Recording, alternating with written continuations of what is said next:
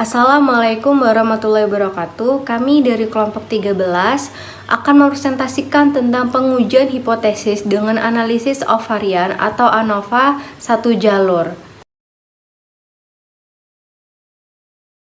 Baik, di sini saya akan menjelaskan pengertian dari ANOVA. Analisis varians atau ANOVA adalah suatu metode analisis statistika yang termasuk ke dalam cabang statistika inferensi, di mana uji dalam ANOVA menggunakan uji F karena dipakai untuk pengujian lebih dari 2 sampel.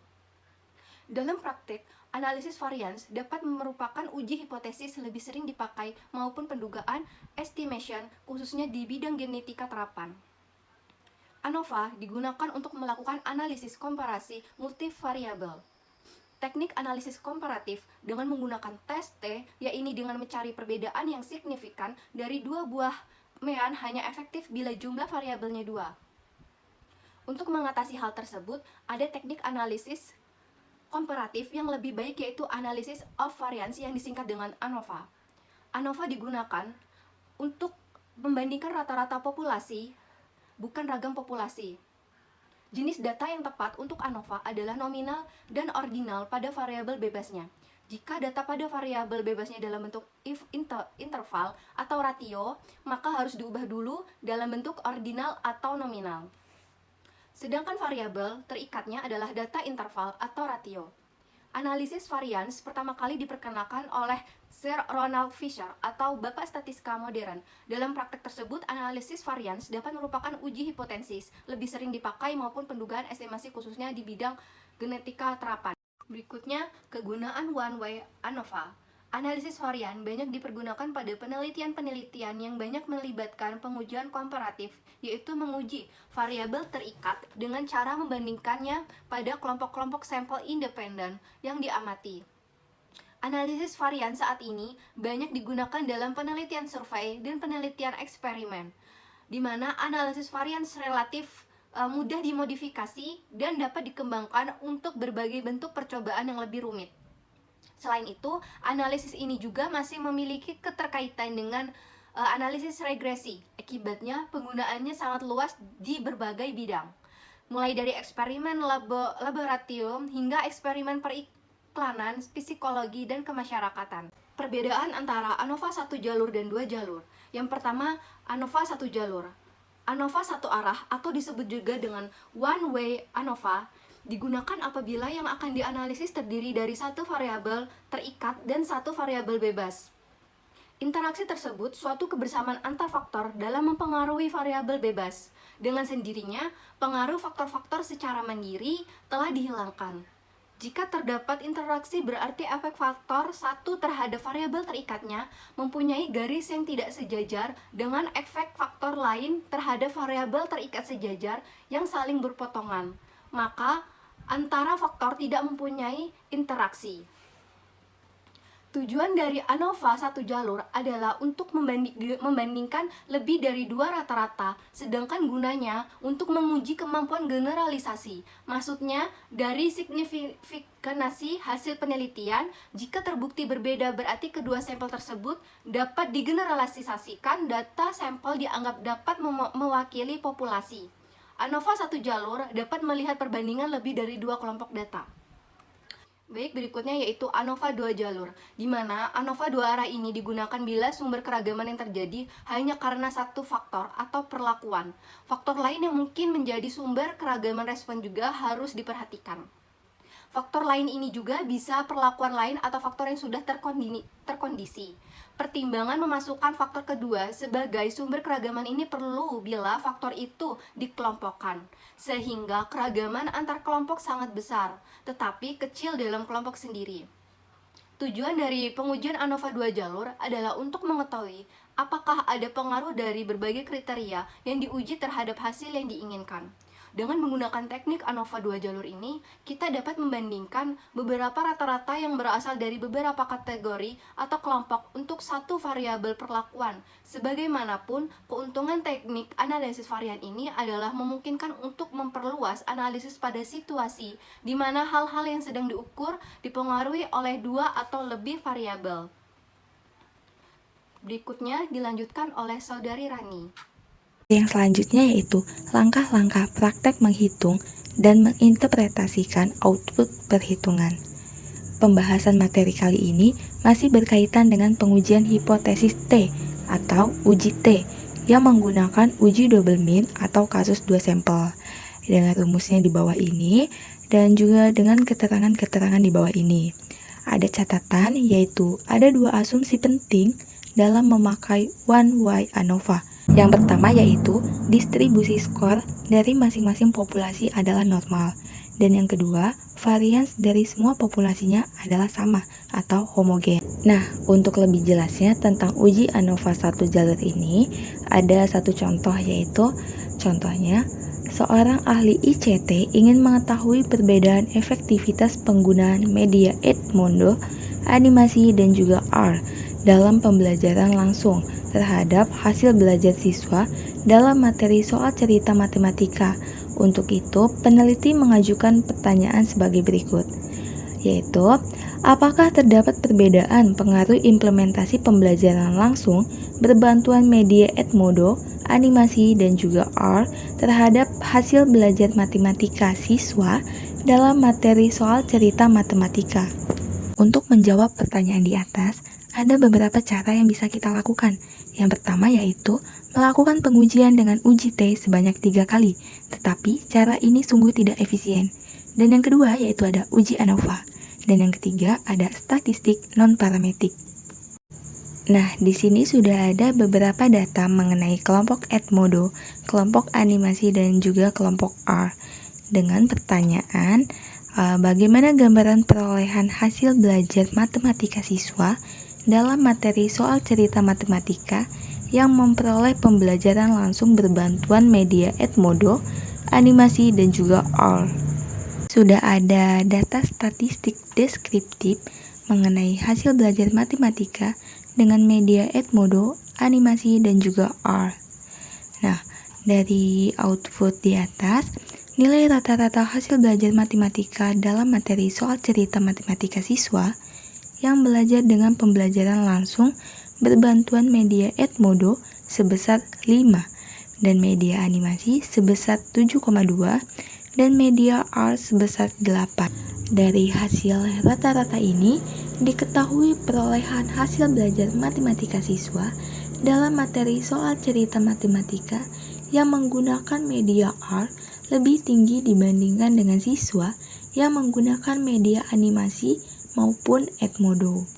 Dan dapat disimpulkan juga melalui kurva hasil belajar matematika siswa yang belajar menggunakan media animasi miring positif, sedangkan kurva hasil belajar matematika siswa yang belajar dengan media Edmodo dan R pada posisi simetris atau tidak miring positif ataupun negatif.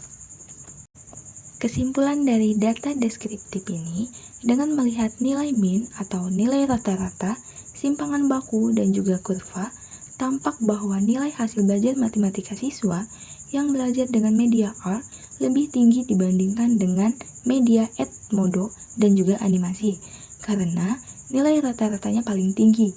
Simpangan baku, skor-skornya tidak menyebar secara tajam, dan kurvanya berada pada posisi simetris dan tidak cenderung miring ke kiri ataupun ke kanan.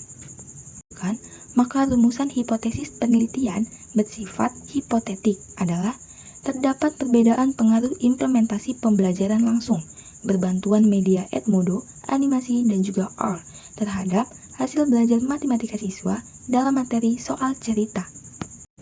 Lanjut bagian yang ketiga, yaitu tulislah secara formal hipotesis statistik H0 dan hipotesis penelitian H1, kemudian ujilah hipotesis tersebut pada alfa 0,05 dan tulislah kesimpulan statistiknya. Nah, berdasarkan pengujian sebelumnya, kita memiliki asumsi bahwasanya hasil belajar matematika siswa yang diajar dengan pembelajaran langsung berbantuan media Edmodo, animasi, dan juga R, dan skor dari masing-masing populasinya adalah normal dan bervarian dari semua populasinya sama atau homogen. Nah, di sini sudah ada rumusnya. Dan untuk menghitung rumus di atas, seperti yang telah dijelaskan sebelumnya, kita hitung nilai F hitung dari data skor yang diperoleh.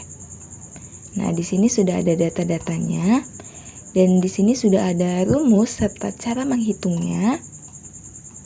Nah, jika F hitung lebih besar daripada F kritis, maka H0 ditolak. Dan jika F hitung lebih kecil daripada F kritis, maka H0 diterima. Karena H1 diterima, maka dilanjutkan dengan uji post-hoc. Atau dalam hal ini tidak cukup hanya melihat nilai rata-ratanya saja, namun harus dengan uji secara langsung. Banyak ragam untuk uji lanjut post-hoc. Nah, di sini sudah ada membuat label selisih rata-rata, dan yang kedua yaitu menghitung nilai HSD dan juga membandingkan nilai HSD dengan nilai selisih rata-ratanya, yaitu antara X-bar 1 media Edmodo dan X-bar 2 media animasi. Dan yang kedua antara X-bar 1 media Edmodo dengan X-bar 3 media R. Dan yang ketiga yaitu media animasi X-bar 2 dan media R X-bar 3. Dan di sini sudah ada penjelasannya secara langsung. Untuk selanjutnya yaitu cara menghitung berbantuan software SPSS ANOVA. Nah, langkah selanjutnya yaitu kita mengcopy data yang diberikan, lalu mulai uji untuk menggunakan aplikasi SPSS. Nah, di sini karena terkendala oleh aplikasi ini, kita mencoba menggunakan Microsoft Excel. Setelah kita masuk ke Microsoft Excel, nah di sini kita harus memasukkan data. Nah, langsung ketika kita sudah memasukkan data, kita klik Data Analysis. Lalu pilih ANOVA Single Factor, klik OK dan isi input ringnya sesuai data yang kita pilih. Nah, di sini alfanya sesuai dengan ketentuan yaitu 0,05. Setelah kita mengklik OK, lalu akan muncul ANOVA Single Factornya. Dan dari output di atas ternyata nilai SIG2 Tailored adalah 0,00 dan nilai ini lebih kecil dari 5% atau alfanya adalah 0,05 yang berarti bahwa H0 ditolak dan H1 diterima. Berdasarkan hasil ini, H1 diterima, maka hipotesis yang menyatakan bahwa terdapat perbedaan pengaruh implementasi pembelajaran langsung berbantuan media Edmodo, animasi, dan R terhadap hasil belajar matematika siswa dalam materi soal cerita menjadi diterima. Karena hasil pengujian di atas dapat disimpulkan terdapat perbedaan, maka harus dilanjutkan dengan pengujian uji lanjut. Nah, berikut output tampaknya. Di sini ada perbandingan ganda dengan media Edmodo dan juga media animasi dan R. Sudah terdapat data-datanya. Dan dari output di atas dapat dinyatakan bahwasanya yang pertama, perbandingan antara media Edmodo dan media animasi. Di sini terdapat perbandingan atau selisih. Hal ini menunjukkan nilai rata-rata siswa yang belajar dengan animasi lebih tinggi dibanding dengan nilai rata-rata siswa yang belajar dengan media Edmodo. Nah, bagian yang kedua yaitu perbandingan antara media Edmodo dan media R. Di sini terdapat selisih dan juga perbandingan. Hal ini menunjukkan nilai rata-rata siswa yang belajar dengan media R lebih tinggi dibanding dengan nilai rata-rata siswa yang belajar dengan media Edmodo. Dan selanjutnya, ada perbandingan antara media animasi dan media R. Hal ini menunjukkan nilai rata-rata siswa yang belajar dengan media R sama saja atau tidak berbeda dengan nilai rata-rata siswa yang belajar dengan media animasi. Berdasarkan output di atas, dengan uji post-hoc, TUSK, dan LSD, nilai rata-rata hasil belajar siswa antara siswa yang belajar dengan media Edmodo dan animasi berbeda secara signifikan karena nilai SIG2-nya yang kurang dari 5% atau alfanya adalah 0,05. Kemudian, bila dibandingkan dengan kembali antara siswa yang belajar dengan media Edmodo dan animasi, maka nilai rata-rata hasil belajar matematika siswa lebih besar dengan media animasi dibanding dengan media Edmodo, khususnya dalam materi soal matematika.